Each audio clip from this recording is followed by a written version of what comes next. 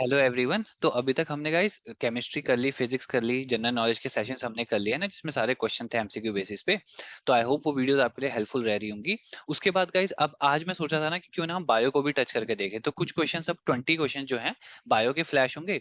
तो आप ट्राई करना कि 20 में से आप कितना स्कोर कर पा रहे हो। और नहीं भी अगर आप अच्छा स्कोर कर पाओगे, पर इंपॉर्टेंट ये कि गाइस आप क्वेश्चन देखोगे तो आपको क्लैरिटी मिलती रहेगी। तो इस तरीके से हम हमारी मेमोरी लेवल्स में वो सब सेट होता रहेगा, है ना। तो सीधे स्टार्ट करते हैं क्वेश्चन, और मैं स्क्रीन शेयर कर देता हूँ। तो गाइस ये रहे क्वेश्चन यहाँ पे ना, एनोटेट ऑन कर लेते हैं। तो गाइस फर्स्ट क्वेश्चन हमारे पास है, इन यूकैरियोटिक सेल्स। तो यूकैरियोटिक सेल्स के ऊपर क्वेश्चन है। तो आप ये टॉपिक को भी एक बार देख सकते हो, प्रोकैरियोटिक और यूकैरियोटिक सेल्स का। Synthesis of RNA. तो आरएनए की बात चल रही है, राइबोन्यूक्लिक एसिड टेक्स प्लेस। तो कहाँ पे सिंथेसिस होता है? माइटोकॉन्ड्रिया में होता है, सेंट्रियोल्स में होता है, राइबोसोम्स पे होता है, न्यूक्लियस पे होता है। तो गाइस आप पॉज करके भी आंसर सोच सकते हो, अदरवाइज सीधा हम रिवील करते हैं। तो इसका आंसर हो जाएगा हमारे पास न्यूक्लियस। फाइन। उसके बाद मूव करते हैं सेकंड क्वेश्चन पे। सेकंड गाइस ये रहा question, in normal cells the process of the flow of genetic information from DNA to RNA is called. तो डीएनए टू आरएनए के लिए जो प्रोसेस रहता है जेनेटिक इंफॉर्मेशन का ट्रांसफर का, तो वो कैसे रहता है? ट्रांसपोर्टेशन उसे हम कहते हैं, मतलब उस प्रोसेस को ट्रांसक्रिप्शन कहते हैं, ट्रांसलोकेशन कहते हैं, या ट्रांसलेशन कहते हैं। तो इसका आंसर गाइस हो जाएगा ट्रांसक्रिप्शन। ठीक है, मूव करते हैं नेक्स्ट क्वेश्चन पे।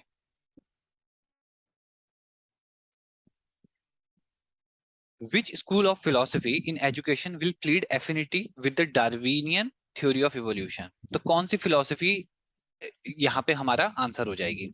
तो नेचुरलिज्म हो जाएगी, प्रेगमेटिज्म हो जाएगी, आइडियलिज्म, या इनमें से कोई भी नहीं? तो यहाँ पे आंसर हो जाएगा गाइस नेचुरलिज्म।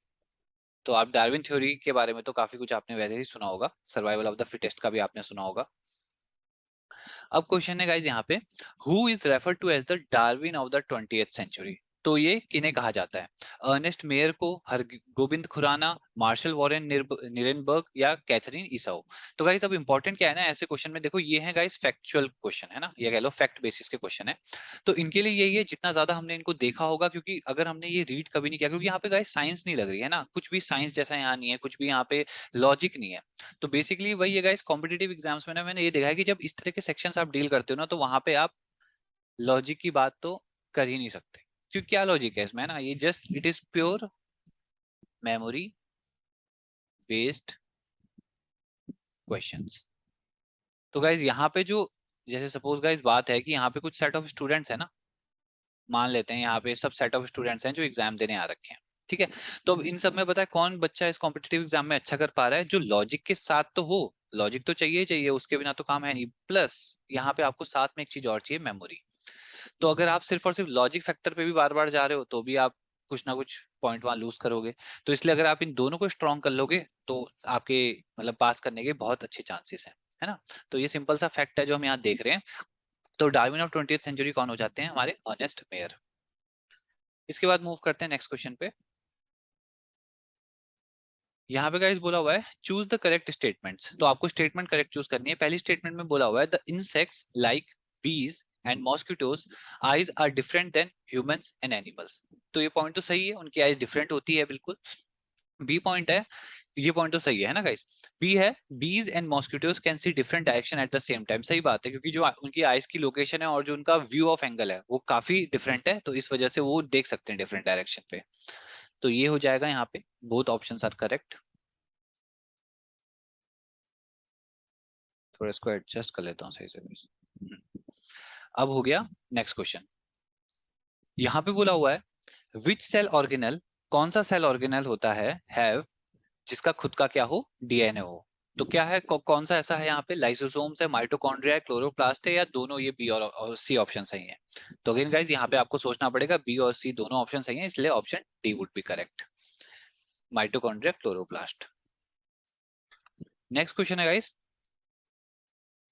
डीएनए फिंगरप्रिंटिंग के ऊपर है। तो काफी अच्छा क्वेश्चन है, इंपॉर्टेंट है। ये किस पे बेस्ड है? डीएनए रेप्लिकेशन पे, डीएनए पॉलीमॉर्फिज्म पे, डीएनए बेस सीक्वेंस पे, या हाइड्रोजन बॉन्डिंग पे? तो गाइज यहाँ पे आंसर हो जाएगा डीएनए पॉलीमॉर्फिज्म। ठीक है, नेक्स्ट क्वेश्चन पे मूव करते हैं। तो यहाँ है, द हाइड्रोफिलिक नेचर जो है किसका, डीएनए का, is due to the presence of, तो किसकी वजह से है, क्या प्रेजेंट है कि जिसकी वजह से वो हाइड्रोफिलिक नेचर दिखा पा रहा है डीएनए। तो क्या वो थाइमाइन बेस है, या डिओक्राइबोस शुगर है, नंबर ऑफ हाइड्रोजन बॉन्ड्स हैं, या फिर फोस्फेट ग्रुप है। तो गाइज यहाँ पे भी आंसर हमारे पास हो जाएगा क्या, फॉस्फेट ग्रुप। ये और किसी क्वेश्चन के बारे में आप और रीड करना चाहें, मतलब आप अपनी वो क्यूरियोसिटी, आउट ऑफ क्यूरियोसिटी अगर आप देखना चाहें तो आप रीड कर सकते हैं ना क्वेश्चन वाइज, तो स्टेटमेंट को आप सर्च करके देख सकते हैं। अब है हमारे पास नेक्स्ट क्वेश्चन में कि द मोस्ट अबंडेंट जो आरएनए है ना, राइबोन्यूक्लिक एसिड जो है एनिमल सेल में, वो कौन सा है। वो टीआरएनए, आरआरएनए है, एमआईआरएनए है, या एमआरएनए है। तो ये तो गाइस आपने सुने होंगे, जैसे ट्रांसफर आरएनए इसे कहते हैं, राइबोसोमल आरएनए इसे कहते हैं, ये वाला हो गया आपके पास मैसेंजर आरएनए। तो ये है, तो आंसर यहाँ पे है मोस्ट अबंडेंट के लिए, तो इसलिए क्वेश्चन इंपॉर्टेंट भी हो गया, है ना। तो ये है आपका आरआरएनए, यानी कि राइबोसोमल आरएनए। ठीक है गाइस, तो ये आप याद रखना फैक्ट को। फिर हम मूव करते हैं आगे। यहाँ पे क्वेश्चन है which of the following set is the pyrimidines present in RNA, जो कि आरएनए में प्रेजेंट है। तो गाइस यहाँ ऑप्शन है uracil cytosine, adenine uracil, guanine uracil, या थायमाइन यूरेसिल। तो आपने पढ़े होंगे ना, जैसे ATGCA। तो ये क्या होते हैं, एडेनाइन, थायमाइन, गुएनाइन, साइटोसाइन, तो ये सारे आपने पढ़े होंगे। तो अब यहाँ पे क्या है, आंसर क्या हो जाएगा हमारे पास, यूरेसिल एंड साइटोसाइन जो है वो प्रेजेंट होते हैं आरएनए में। ठीक है, तो इस तरीके से आप इसे मेमोरी में रख सकते हैं। नेक्स्ट क्वेश्चन है हमारे पास, व्हाट डिड विलेम कॉर्नाड रोएंटजेन। तो ये हमारे पास कौन है, डेफिनेटली एक कौन है हमारे पास, ये एक साइंटिस्ट है। तो गाइस क्वेश्चन ये है कि इन साइंटिस्ट ने डिस्कवर क्या किया है, कंजर्वेशन ऑफ इलेक्ट्रिक चार्ज पे इन्होंने काम किया था, इलेक्ट्रिक बल्ब की डिस्कवरी की थी इन्होंने, एक्स रेज की होगी, या थर्मोडायनेमिक्स की। तो गाइस सिंपल सा क्वेश्चन है और इंपॉर्टेंट है, और आपको ऑलरेडी पता भी होगा कि एक्स रेज की डिस्कवरी इन्होंने की थी। नेक्स्ट क्वेश्चन है, हु डिस्कवर्ड पोलियो वैक्सीन। तो गाइज काफी इंपॉर्टेंट क्वेश्चन है, बहुत बार आपने ऑलरेडी इसको पेपर में देखा भी होगा कहीं ना कहीं। तो पोलियो वैक्सीन, और इसका एक और नाम भी होता है, पता है गाइज, इसको ऐसे भी बोल सकते हो आप। अरे पेन टैप का इशू गाइज थोड़ा सा होता है। Salk vaccine. तो बेसिकली ये कॉनराड जूस थे, जोनस सॉक थे, लुइस पेस्चर थे, एली विटनी थी। तो गाइज आंसर हो जाएगा जोनस सॉक।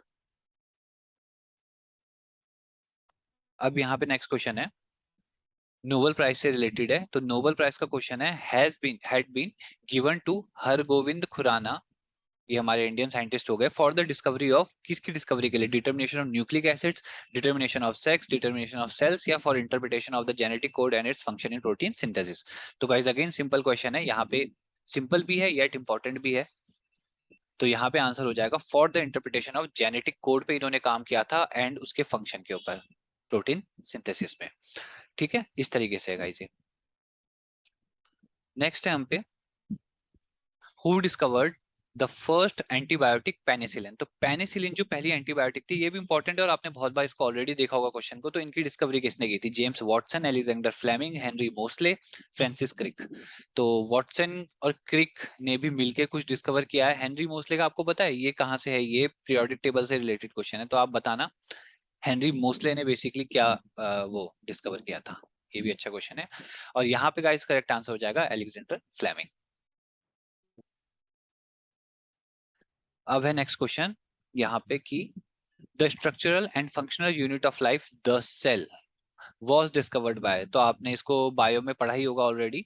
तो वहां पे क्या है, हमारा चैप्टर स्टार्ट ही यहीं से होता है। तो कौन है, यूनिट ऑफ सेल, हाँ सेल की डिस्कवरी किसने की, Robert Koch, Robert Hooke, Charles Darwin, या रॉबर्ट बॉयल। तो गाइस सिंपल है, रॉबर्ट हुक ने की थी। Fundamental unit of life the cell, है ना गाइस। उसके बाद नेक्स्ट क्वेश्चन है, which of the following scientist worked on Oenothera Oenothera lamarckiana. तो इन पे किन्होंने काम किया था। तो सी, अब देखो गाइस ऐसे क्वेश्चन होते हैं ना, अब ये क्या है, जिन्होंने क्वेश्चन कभी नहीं देखा होगा क्या आंसर करेंगे इसका, है ना। तो प्योरली बेस्ड ऑन फैक्ट, और you have to memorise it. तो ये बेसिकली इनके पीछे का लॉजिक है। तो Charles Darwin, H.D. Vries, T.H. Morgan, Lamarck. तो गाइस अब कई बार कंफ्यूजन ऐसा भी हो सकता है कि यहाँ पे लेमार्क लिखा है तो क्या पता इन्होंने किया हो, तो ऐसा नहीं है, H.D. वेरीज गाइस यहाँ पे आंसर है। तो इन्होंने वर्क किया था इसके ऊपर। नेक्स्ट क्वेश्चन है, फर्स्ट क्लोन डॉली जो है काफी इंपॉर्टेंट हो गया आगे, क्योंकि क्लोन की बात है और वो भी फर्स्ट की बात करें तो ये फर्स्ट वाली चीज तो गाइस आपको ऑलरेडी पता होगा, इंपॉर्टेंट रहती है। तो ये जो डॉली थी वो वॉज मेड इन, तो पहले तो गाइस यहाँ पे बात कर लें तो ये किस चीज की बात चल रही है, क्लोनिंग की, है ना, क्लोनिंग की बात चल रही है। और और यहाँ पे क्या हो जाएगा, गोट काउ शीप या बफेलो, तो क्या थी डॉली, तो आपको ये सोचना इंपॉर्टेंट क्वेश्चन है गाइस, है ना। तो ये थी एक शीप। और बेसिकली ये जो डॉली नेम है ना, ये जो डॉली नेम है ये एक सिंगर के नाम पे ही रखा गया था। तो आप ऐसे देख सकते हैं कि क्योंकि वरना शीप का तो कोई ऐसे नाम था नहीं ना, तो पर डॉली नेम दिया गया किसी सिंगर के ऊपर। और प्लस ये कब हुआ था ये काम भी अगर आपसे पूछ लिया जाए तो ये हुई थी, ये बात है कब की, 5 जुलाई 1996। तो तब का ये हुआ था क्लोनिंग पहली। मूव करते हैं नेक्स्ट क्वेश्चन पे। यहाँ पे बोला हुआ है कि डबल हेलिकल स्ट्रक्चर जो रहता है डीएनए का, तो आपने देखा होगा ना इस तरीके का जो स्ट्रक्चर रहता है डीएनए का, तो गाइज ये है ना, तो ये स्ट्रक्चर किन्होंने दिया था, तो काफी इंपॉर्टेंट क्वेश्चन है, अभी मैं इसी के बारे में बात कर रहा था आपसे। वहां पे आपने ऊपर देखा था ना, ऑप्शन ए और डी में कौन से साइंटिस्ट थे, वॉटसन थे और क्रिक थे, तो इन दोनों ने मिलकर इस पे काम किया था, एच जी खुराना जे ये बाकी के ऑप्शन है, तो करेक्ट तो हम पे वॉटसन एंड क्रिक है। तो इंपॉर्टेंट है गाइज, इसे तो याद रखना। इसके बाद है रॉबर्ट ब्राउन। अभी आपने रॉबर्ट हुक के बारे में पढ़ा, पर अब रॉबर्ट ब्राउन जो है ये किस डिस्कवरी के लिए जाने जाते हैं, माइटोकॉन्ड्रिया की, गोल्जी कॉम्प्लेक्स की, क्लोरोप्लास्ट की, या न्यूक्लियस की, तो वही है उसी चैप्टर में आपने आगे जाके न्यूक्लियस के बारे में पढ़ा होगा, तो आंसर क्या हो जाएगा, न्यूक्लियस। अब मूव करते हैं, who is known as the father of plastic surgery, काफी अच्छा क्वेश्चन है, काफी अच्छा है ना, प्लास्टिक सर्जरी के फादर किन्हें कहा जाता है, तो जीडी नायडू, सुश्रुत, चरक या नन। तो गाइज अगेन इंपॉर्टेंट क्वेश्चन है। अच्छा यहाँ पे गाइज एक और बात आप मेंशन मैं करना चाहूंगा यहाँ पे, जिनको ये कहा जाता है ना प्लास्टिक सर्जरी के फादर, उनको फादर ऑफ मेडिसिन भी कहा जाता है। तो अब भी अगर आप आंसर कर सकते हो तो ऐसे भी है, तो आंसर हो जाएगा सुश्रुत। तो उन्हें कहा जाता है। तो गाइज यही लास्ट क्वेश्चन था हमारे पास। तो कुल मिला के गाइज हमने 20 क्वेश्चन कर लिए हैं। तो अब यहाँ पे आपका स्कोर है ना। तो जैसा भी आपके स्कोर आ रहा है, बाकी हमको ज्यादा स्कोर से टेंशन नहीं लेना है, अगर कम भी आ रहा है तो मेनली ये है कि गाइज आपको आज जो हमने क्वेश्चन कर लिया ना, अब ये मेमोरी में बस सेट हो जाए तो प्रॉब्लम सॉल्व हो जाएगी अच्छे से, है ना। तो अभी इतना करते हैं, बाकी फिर नेक्स्ट सेशन करते हैं किसी और टॉपिक के ऊपर। और अगर वीडियो अच्छी लगी हो तो गाइज लाइक करना, चैनल पे नए हो तो सब्सक्राइब करना। बाकी thank you so much for watching, bye.